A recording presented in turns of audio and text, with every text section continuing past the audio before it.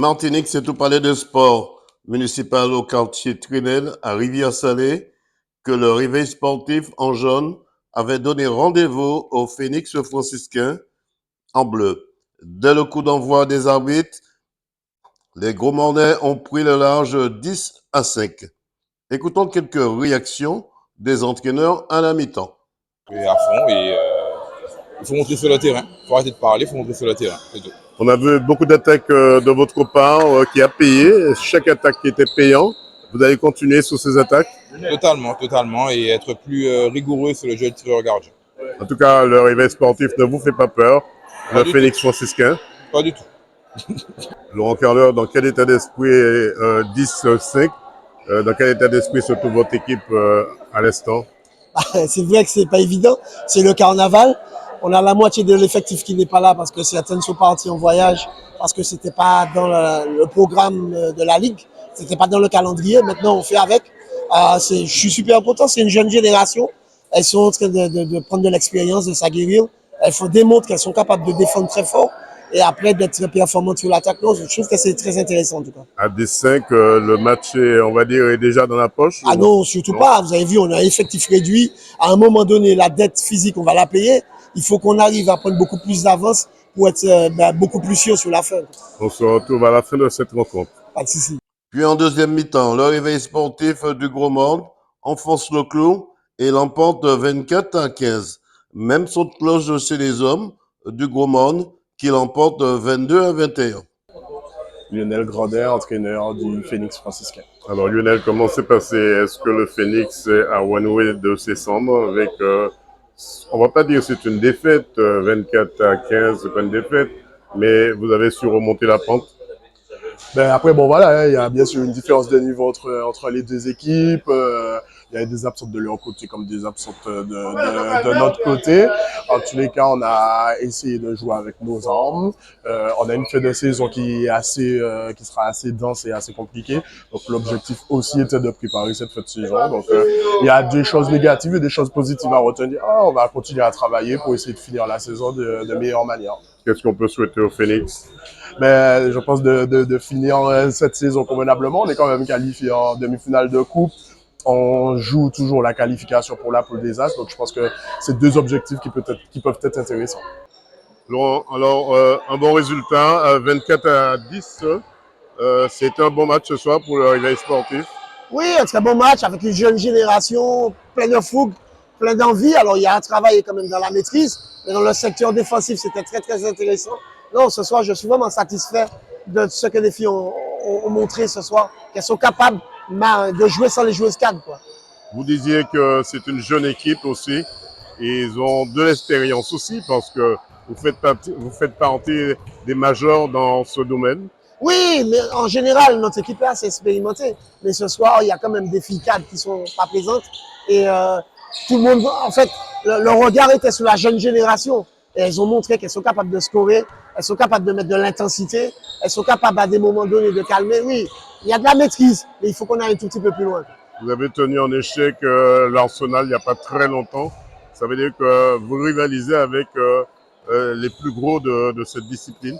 Alors pour l'instant, on est capable de faire le toboggan.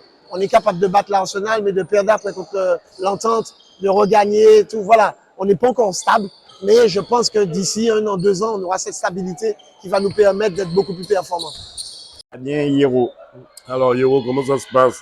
Pas bien, dans quel état d'esprit se trouve l'équipe là, ce soir? Là, on est en pleine préparation de matchs importants contre le réveil sportif.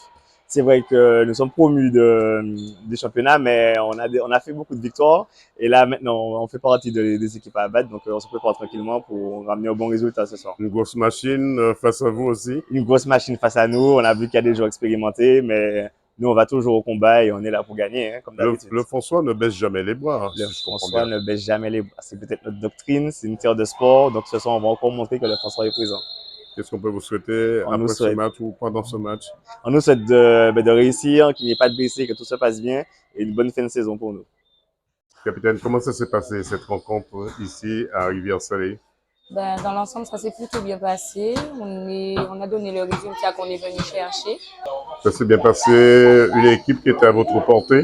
Oui, l'équipe était à notre portée, mais c'est vrai que dès le début de la première mi-temps, on a mis les ingrédients qu'il fallait pour ne pas se retrouver en difficulté. Vous avez mené en première mi-temps, vous avez mené 10-5 et en deuxième mi-temps, vous gagnez 24-10, à 15 du moins. C'était de bon augure pour la suite. Oui, c'est de bon augure pour la suite, sachant que notre groupe est amoindri puisqu'on a beaucoup de blessés en ce moment. Donc là, c'est encore une équipe qui se reconstruit et qui réapprend à travailler ensemble. Le résultat final reste correct.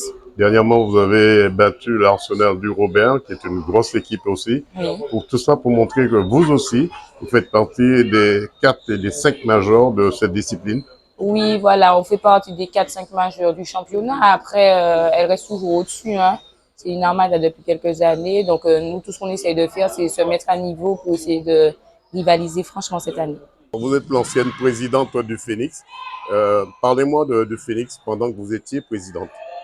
Alors, bonsoir Marie-Claire William. Alors, je suis l'ancienne présidente du Transit Sport franciscain, puisque depuis août 2024, le Transit Sport franciscain qui avait été créé en 1988 est devenu le Phoenix. Donc, on renaît De nos cendres, hein, on dira. Bon, il y a quand même eu, on ne peut pas dire que le Transit Sport franciscain n'a pas travaillé.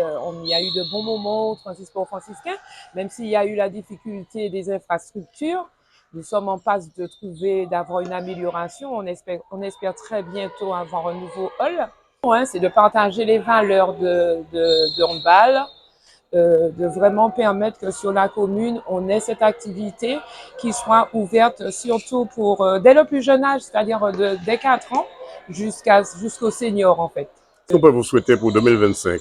Alors, on souhaite que nous puissions continuer justement à accroître nos effectifs, hein, puisque je crois qu'on a atteint la barre des 200 licenciés, toutes catégories confondues, et que justement que cette activité puisse être pérennisée hein, au sein de la commune, hein, puisque c'est vraiment le François, c'est une commune, une ville du handball, hein, donc que l'on puisse continuer en ce sens, voilà, et que nos jeunes puissent s'épanouir mais aussi hein, au sein du club. Parce on a quand même deux objectifs. Hein. Voilà 2 rencontres de handball où les 2 équipes de gros monde ont fait un sans faute. Reportage Daniel Diaz, 100% Sport, KMT Télévision.